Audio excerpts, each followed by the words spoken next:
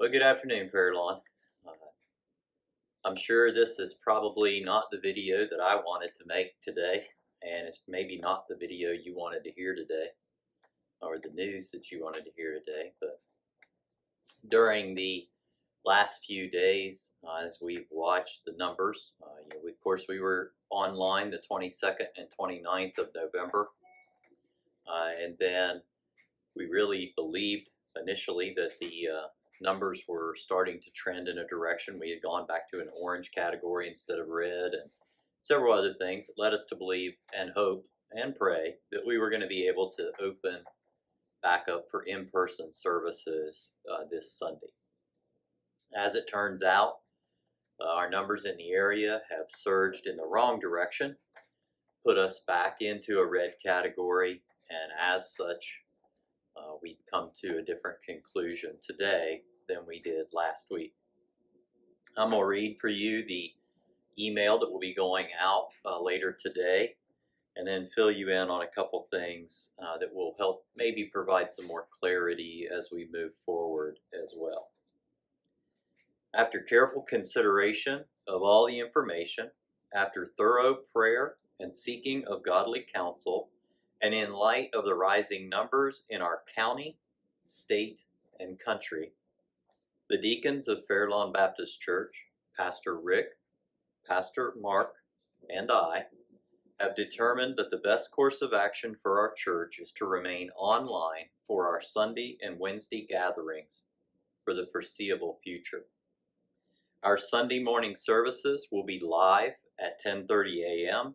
and our Wednesday evenings will be live at 6:30 p.m. on YouTube, Facebook, and Faith Life.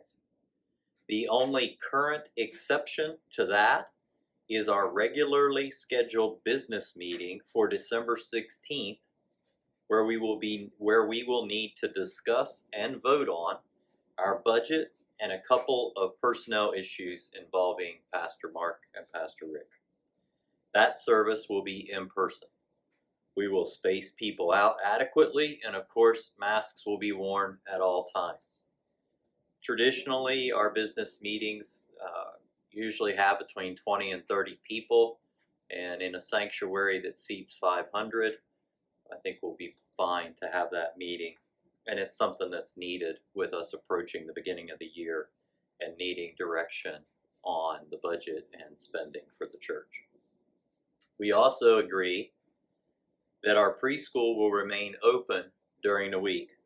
We arrived at this decision due in part to the request of parents of the preschool, the age of the students, the standards that we have put in place for cleaning and safety, the age group's vulnerability relative to other age groups, especially when you compare it to the normal age of our congregation on Sunday.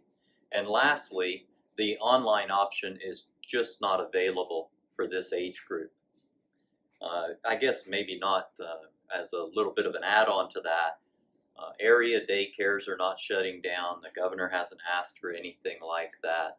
And as a result, I believe our weekday preschool can stay open. Their last day in session is December 18th. Then they're on Christmas break for about 2 weeks. So they've already got a shutdown kind of planned in anyway. Also, any of our small groups that are currently meeting and desire to continue meeting will be able to do so. That decision will be left to each group and teacher. We will continue to provide materials and space to as many as we can safely maintain so that we can maintain our personal connections and fellowship among the body. We also have online options for some studies such as the one that I'm leading on Sunday nights that are via Zoom. I do it via Zoom online. There's a link to mine on our Facebook page if you would like to join us. You can just click on that link at 6 p.m. on Sundays. It'll bring you right to the page. As I stated, I think in another video, if you'll just send me a message, either a text or an email, and let me know that you would desire to do that, then I can let you in. It makes me let you into the group when you log on, and That way I'll recognize you or your phone number or something like that. So if you would do that, that would help a lot. I will say that this is certainly not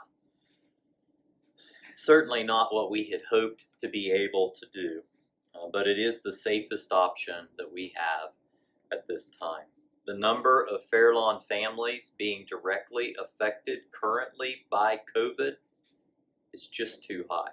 The risk is too great at this point, and we want to take every precaution possible to avoid infecting other people or even causing the death of anyone that we love or cherish. The deacons, other pastors, and I will meet together on December 13th, or between December 13th and December 20th, to try and develop a plan to make in-person gatherings possible for Christmas Eve. It's such a big holiday. It's such an important event that if heaven forbid we can't be together on that night, we're going to meet that week to come up with the best possible plans that we can. Hopefully we can do it in person. That will be plan number one. Plan number two would be to make it such a good video event that it means something to people. So either way, we're planning on what we can do to make sure that a very special day for us as a church is also a very special day for our families, for our congregation, and that we don't do anything that would hinder or endanger anyone in our congregation as they gather with their family the day after that. I did want to take a quick minute and let you know that tonight at 6:30 p.m. There will be a Facebook Live event that I'll be doing where you can come and ask questions. I'm going to have a small devotional on there about us kind of leading into this Christmas season. But if you would like to join me for that, you'll be able to find the link on our Facebook page, and it should pop up and tell you that we've gone live. But that'll be at 6:30 this evening. And then during that, you'll be able to interact. You can ask whatever questions you want to ask, and I'll try to provide whatever answers I can. So thank you. Look forward to seeing you tonight, and hope you'll tune in on Sunday morning and watch the beginning of this series where we talk really about interrupting this year to celebrate the birth of our Savior. So, thank you. Have a good day. God bless you.